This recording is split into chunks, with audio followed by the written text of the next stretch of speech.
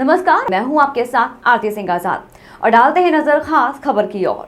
पूर्व के कोरिया जिले में समाहित 3 विधानसभा सीट भरतपुर, सोनहत, मनेन्द्रगढ़ विधानसभा व बैकुंठपुर विधानसभा में पिछले संपन्न हुए 2 लोकसभा चुनाव में कांग्रेस प्रत्याशी के रूप में मैदान पर उतरने वाले डॉक्टर चरणदास महंत व ज्योत्सना महंत को बड़े अंतर से हार का मुंह देखना पड़ रहा था। लेकिन इस बार संपन्न हुए लोकसभा चुनाव में भरतपुर, सोनहत विधानसभा, मनेन्द्रगढ़ विधानसभा व बैकुंठपुर विधानसभा में कांग्रेस प्रत्याशी ज्योत्सना चरणदास महंत ने भाजपा प्रत्याशी सरोज पांडे को कड़े संघर्ष में परास्त करते हुए लगभग 13,000 वोटों की जो बढ़त ली, वह कोरबा लोकसभा सीट के जीत में ज्योत्सना चरणदास महंत के बड़े काम आया है। वहीं जीत को लेकर कांग्रेस के पूर्व विधायक गुलाब कमरो का कहना है कि इस जीत में डॉक्टर चरणदास महंत व ज्योत्सना महंत के लगातार लोगों से संपर्क का अहम स्थान रहा है। एक बार उनको हार का सामना करना पड़ा, लेकिन वह बड़े ही सज्जन आदमी है। यहाँ पर कई बार चुनाव लड़े थे, लेकिन हमेशा 30,000 40,000 पीछे थे।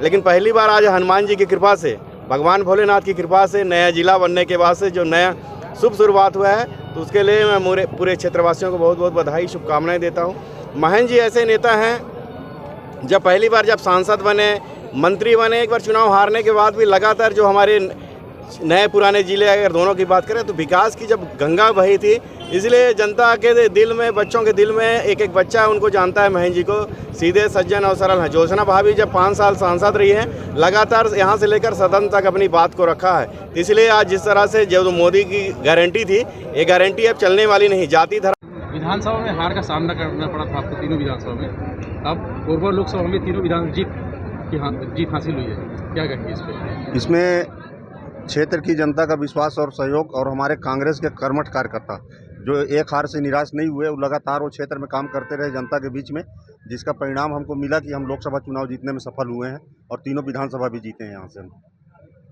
क्या कारण था विधानसभा में हार का सामना करना पड़ा? क्या हार का अब वो तो हम लोग समझ नहीं पाए। विधानसभा में भी हम लोग मेहनत तो पर्याप्त ही किए थे सभी कार्यकर्ता। थोड़ा सा कुछ एक महिलाओं के लिए भारतीय जनता पार्टी एक योजना ले आई थी, लाडली मातृवंदन योजना, कुछ उसका फर्क पड़ा था। अब बड़े कम अंतर से हम लोग हारे थे, कोई बहुत ज़्यादा अंतर से चुनाव हारे नहीं थे। ग्रामीण क्षेत्र में काफी बढ़त मिली आपको जी, क्या? ग्रामीण क्षेत्र की जनता भारतीय जनता पार्टी के 6 माह के कुशासन से उब चुकी है। इन्होंने जितने भी चुनाव में वादे किए थे, सिर्फ जनता को ठगने का काम किया है। इन्होंने बोला कि मातृवंदन में 1,000 रुपया हम देंगे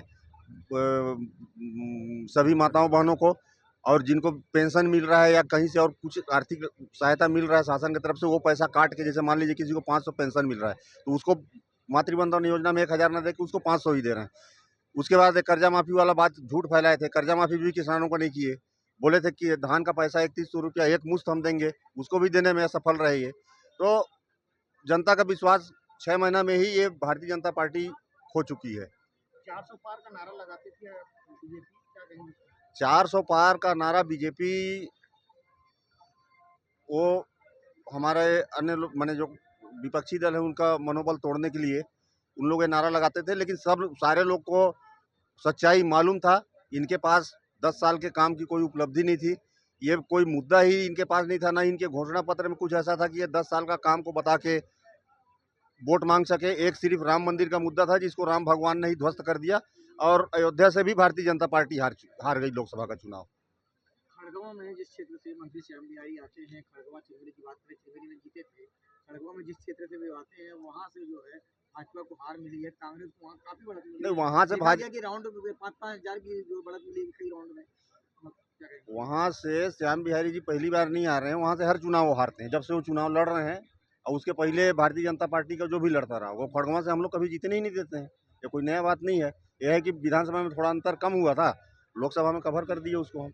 रतनपुर गृहग्राम से भी उनको हार मिली है। रतनपुर गृहग्राम से भी नहीं, रतनपुर गिरिग्राम से 62 वोट से उनकी लीड है। इसके पहले भी जब चुनाव, हाँ, उसके पहले तो चुनाव में कई बार हारे हैं अपना गाँव जो है।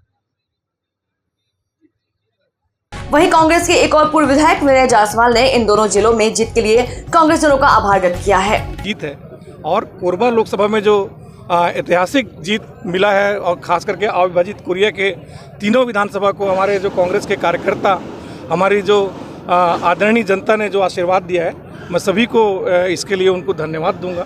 सभी अशोक श्रीवास्तव, जिला अध्यक्ष कांग्रेस एनसीबी, ने कहा कि इस जीत का श्रेय मैं अपने कार्यकर्ता क्षेत्र की जनता को देता हूं। जिसका परिणाम हम लोगों को मिला। जो क्षेत्र में लगातार हमारे कांग्रेस के कार्यकर्ता काम करते रहे और आज हम इस सीट को जीत कर आए हैं। मनेंद्रगढ़ विधानसभा से भाजपा विधायक व राज्य शासन में कैबिनेट मंत्री श्याम बिहारी जायसवाल का कहना है कि कोरबा लोकसभा में थोड़े अंतर से हुई हार की समीक्षा की जाएगी। वहीं उन्होंने इस बात पर खुशी जाहिर की है कि लगातार तीसरी बार देश के प्रधानमंत्री नरेंद्र मोदी बनने जा रहे हैं।